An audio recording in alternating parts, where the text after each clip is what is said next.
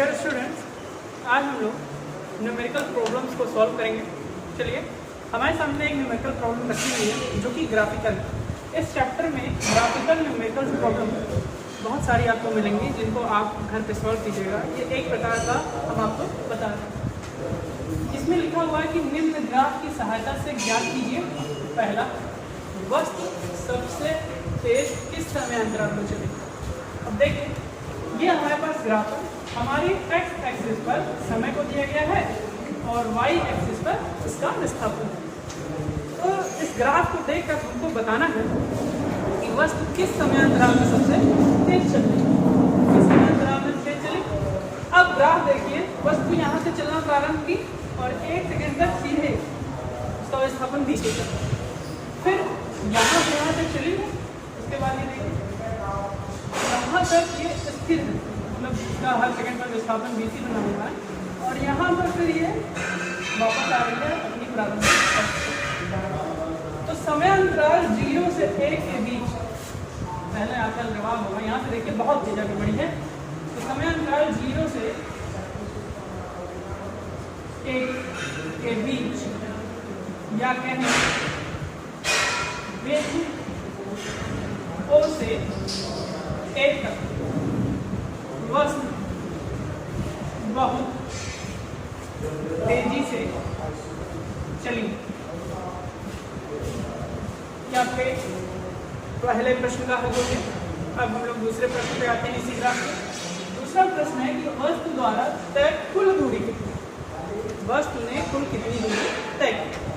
अब वस्तु 0 से चलना प्रारंभ करती है, कहाँ तक पहुंची, 20 ये दूरी आपकी 20 मीटर हो गई।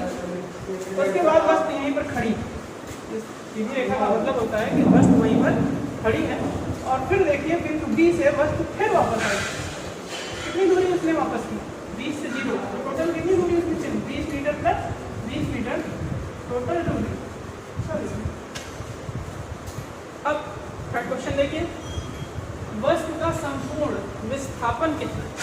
विस्थापन की परिभाषा क्या है कि वस्तु की प्रारंभिक स्थिति और अंतिम स्थिति के बीच की न्यूनतम दूरी। तो देख लेते हैं, वस्तु की प्रारंभिक स्थिति O है,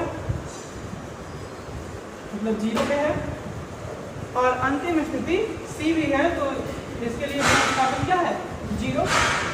जब प्रारंभिक स्थिति और अंतिम स्थिति दोनों ही उसकी 0 पर है तो इसका जो विस्थापन होगा वो कितना प्राप्त होगा, 0। अब हम लोग दूसरा प्रश्न देखते हैं। देखिए बेटा, अब हम लोग ये वाला प्रश्न देखते हैं ग्राफ का, जिसमें हमको समय दिया हुआ है कि समय हमारा वेरी कर रहा है, उसके साथ हमारे दूरी कह लें, विस्थापन कह लें, जो कह लें, स्थिति हम कहते हैं वो भी वेरी कर रही है। इसमें हमारा पहला प्रश्न पूछता है कि कण का महत्तम वेग क्या।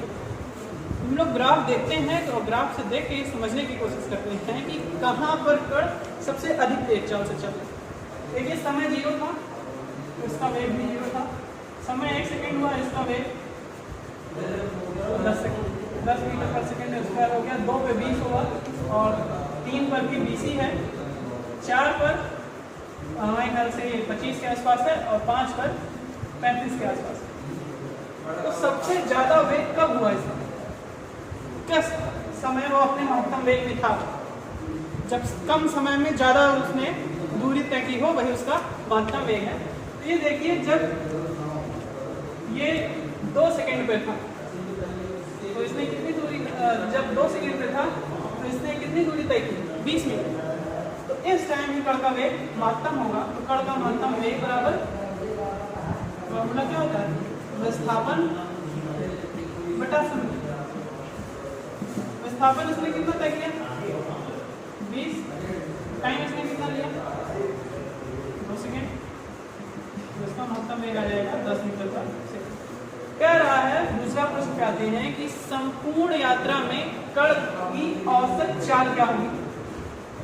औसत चाल का फॉर्मूला हमको पता है, औसत चाल बराबर कुल दूरी बटा कुल समय। इसने कुल कितनी दूरी तय की है, तो यहाँ पर देखिए इसकी दूरी कितनी है, 35। कुल दूरी कितनी है, 35। और कुल समय कितना लगेगा दूरी तय करने में, 5 भाग दे दीजिए, 5 सत्ते 35, 7 मीटर पर सेकेंड कण की।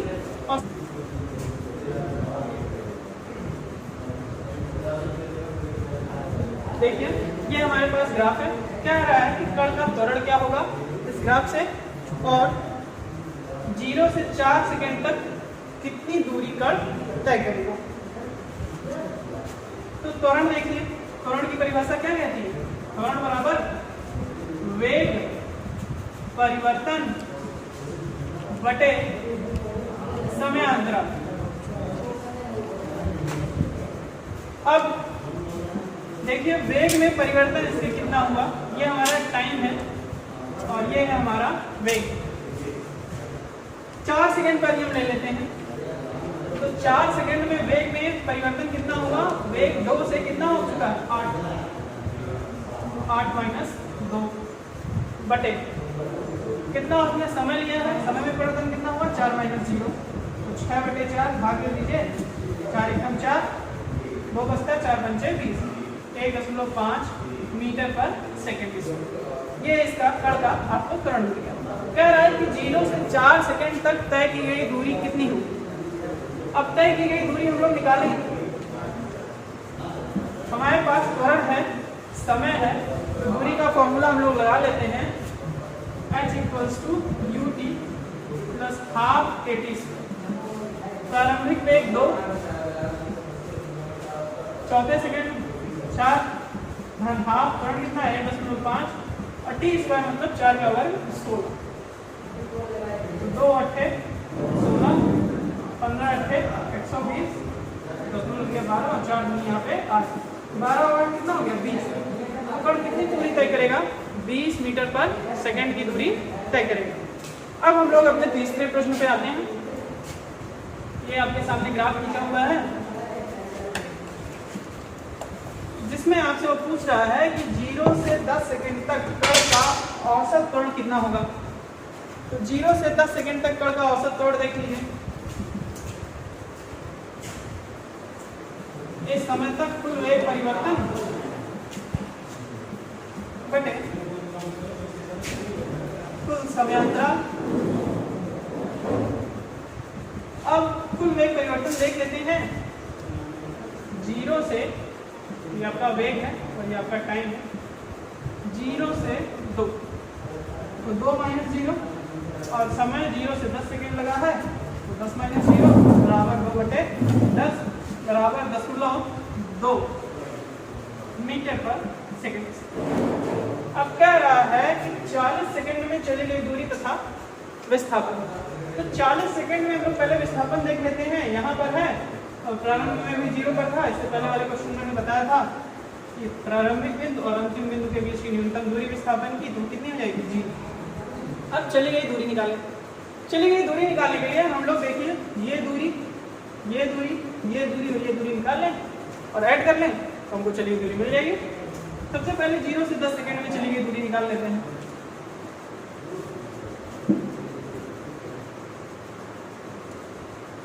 अगर 0 से 10 सेकेंड में चली गई दूरी निकालें तो h = ut plus half at² से देखिए 0 गुणे 10 धन हाफ, त्वरण कितना मिला था 10.2 और t² मतलब 10 का वर्ग, ये आपका 0 हो जाएगा, मतलब कोई मतलब नहीं इसका। ये करके 0.1 × 100 बराबर 10 मीटर। यहाँ से यहाँ तक की दूरी 10 मीटर है। फिर वही चीज़ यहाँ से यहाँ वापस आई 10 मीटर।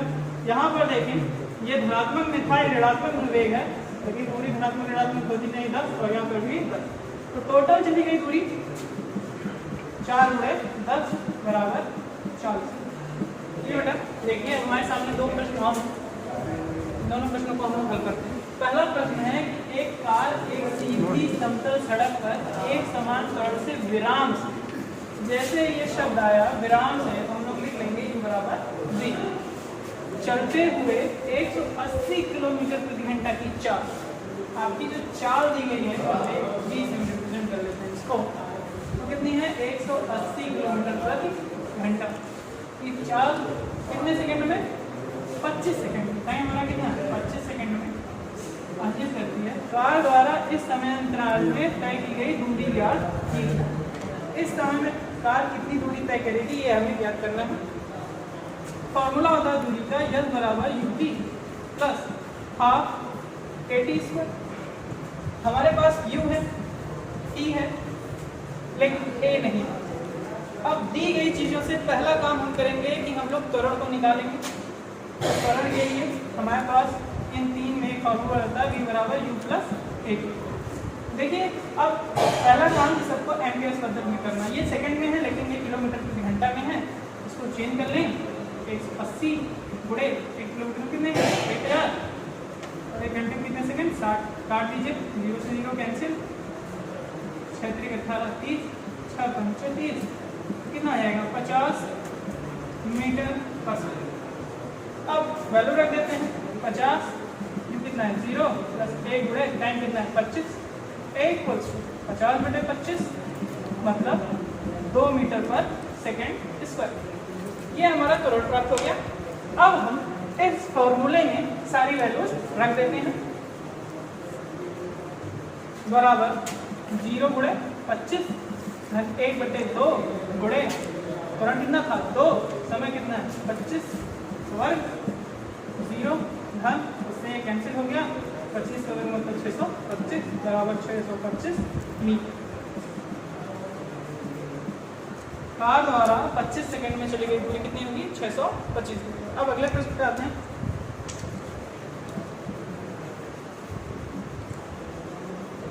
देखिए कह रहा है कि एक गेंद मीनार की चोटी से 20 मीटर पर सेकंड के वेग से ऊर्ध्वाधर ऊपर की ओर फेंकी।